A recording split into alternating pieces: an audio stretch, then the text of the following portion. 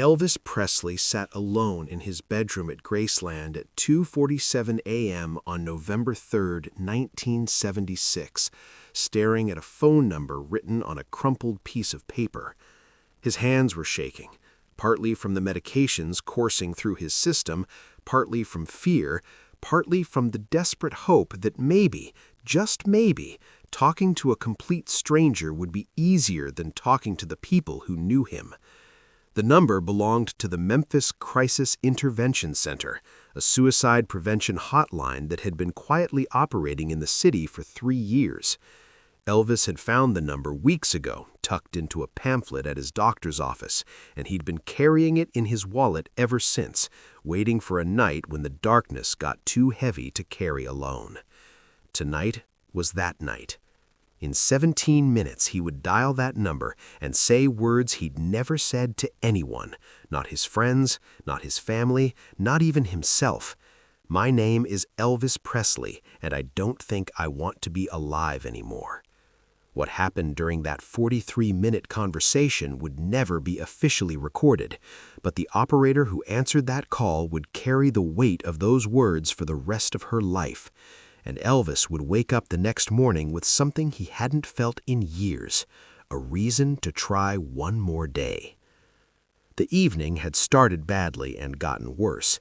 Elvis had tried to sleep around midnight but couldn't quiet his mind. The upcoming tour dates were looming, shows he didn't have the energy for, performances his body couldn't handle.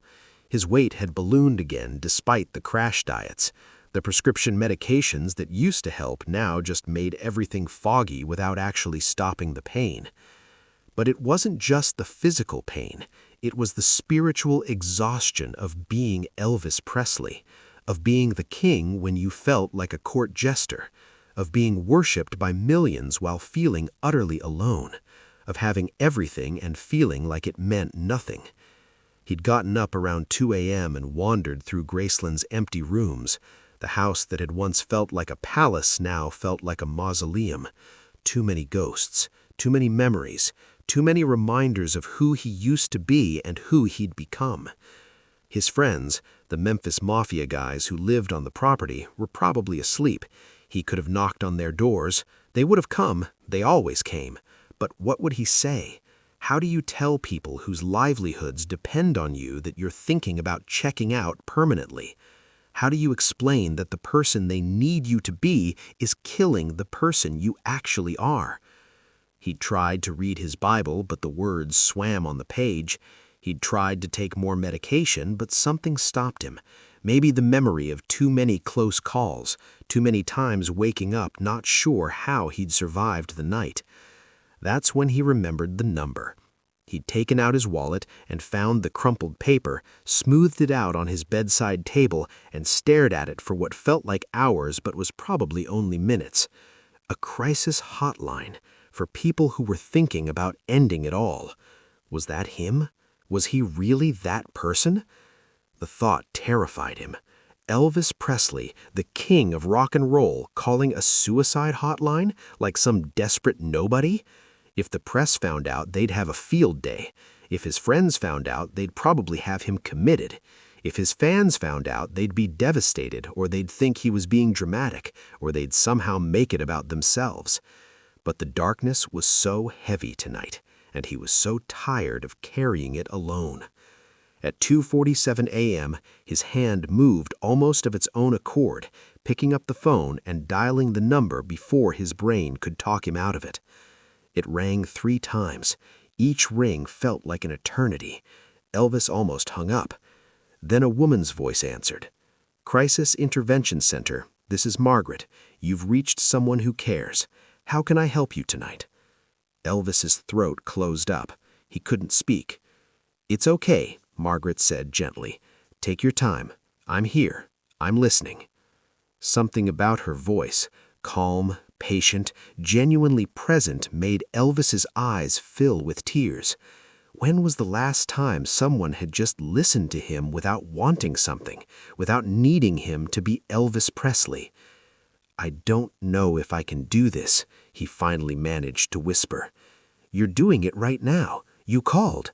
That takes incredible courage. What's your name?" Elvis hesitated. If he said his real name, would she recognize it? Would everything change? But he was also so tired of lying, of hiding, of pretending. "My name is Elvis," he said quietly. "Elvis Presley." There was a pause, a long enough pause that Elvis was sure she was about to hang up or laugh or call the newspapers. But then Margaret spoke, and her voice was exactly the same, calm, present, caring. "Thank you for trusting me with your real name, Elvis. That means a lot. Can you tell me what's happening tonight that made you call?" And something broke open inside him. Maybe it was the medication, maybe it was the exhaustion, maybe it was just the relief of talking to someone who didn't need him to be anything other than honest. But Elvis started talking. "I don't think I want to be alive anymore," he said, the words coming out in a rush. "I'm not saying I'm going to do anything tonight. I'm not saying I have a plan, but I'm just so tired, Margaret. I'm so tired of being this person that everyone needs me to be. I'm tired of performing. I'm tired of being in pain. I'm tired of feeling alone even when I'm surrounded by people." "That sounds incredibly isolating," said Margaret. "Feeling alone even when you're not physically alone." "Everyone wants Elvis Presley," he continued, the words pouring out now. "They want the guy who can sing and dance and make them feel something, but nobody wants Elvis Aaron Presley. Nobody wants the guy who's scared and hurting and doesn't know how to fix himself. And I get it. That guy isn't interesting. That guy doesn't sell tickets. But that guy is the one I'm stuck being when everyone goes home." "Elvis Aaron Presley sounds like someone worth knowing," Margaret said quietly. "Tell me about him. Not the performer, the person." Elvis was crying now, really crying, in a way he hadn't let himself cry in years. He's tired. He misses his mama. He wants to be good but doesn't know how anymore. He's trapped in a body that's failing and a life that's suffocating, and he doesn't see a way out. What would a way out look like if it wasn't death?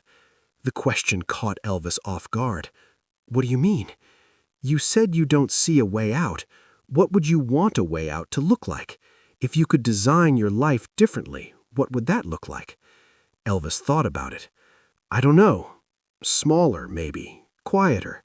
A life where I could just be a person, where I could go to the grocery store or sit on my porch or sing just because I wanted to, not because I had to, where people saw me instead of just seeing what they want from me."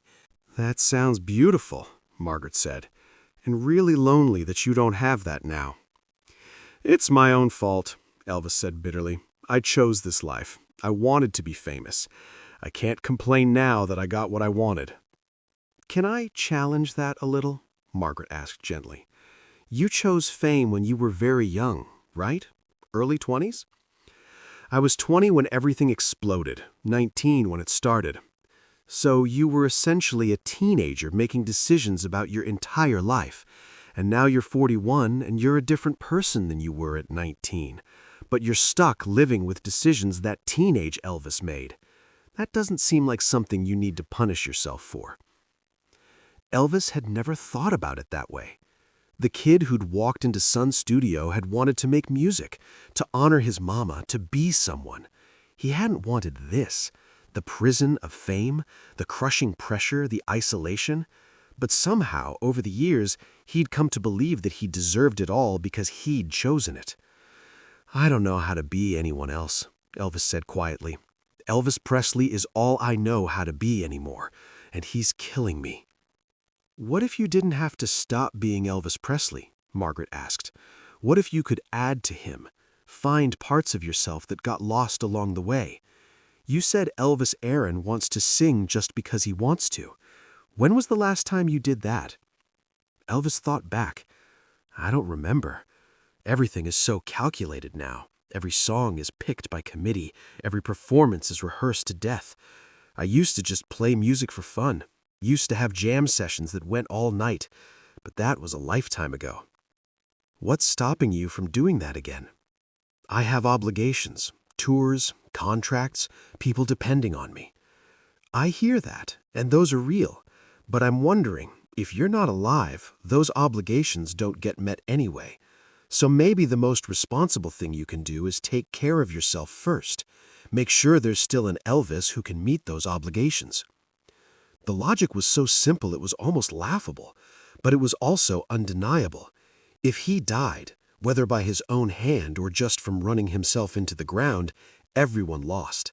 His daughter lost her father, his friends lost their jobs and friend, his fans lost the music, and he lost everything. "I'm scared," Elvis admitted. "I'm scared that if I slow down, people will forget me. I'm scared that if I take care of myself instead of performing, I'll disappoint everyone. I'm scared that I'm already too far gone to fix." Fear makes sense. Everything you're scared of is real and valid. But can I tell you what I hear in your voice, underneath all that fear? What? Hope. You called tonight because some part of you, even a tiny part, still has hope. Some part of you wants to be alive, wants to find a way through this. That's the part I want you to hold on to.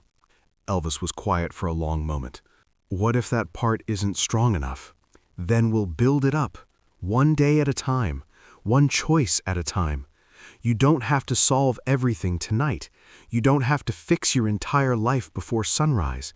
You just have to make it through tonight. Can you do that? I don't know.